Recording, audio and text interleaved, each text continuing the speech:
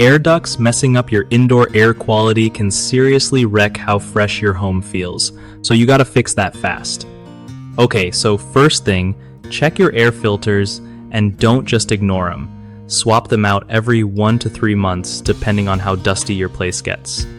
Next, seal those duct leaks because if air's sneaking out, you're wasting energy and letting in dirt and allergens.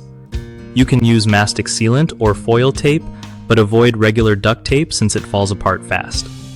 Also, schedule professional duct cleaning every couple of years to clear out all the dust, pet hair, and mold that builds up inside.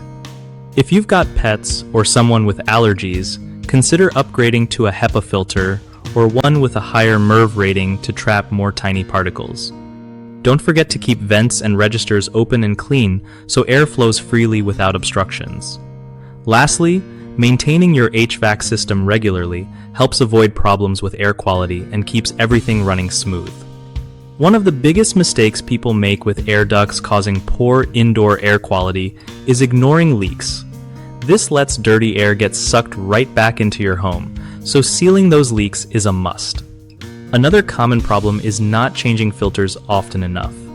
Dirty filters can't trap dust and allergens properly, so stick to a regular replacement schedule. Lastly, skipping duct cleaning is a huge issue, because buildup inside the ducts can trigger allergies and even mold growth.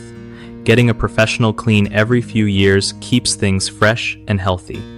BigHomeProjects.com is awesome for hooking homeowners up with trusted local contractors who know how to handle air duct and HVAC jobs right. It's also a great way for contractors to find real work from people who need their skills, making it a win-win for everyone involved.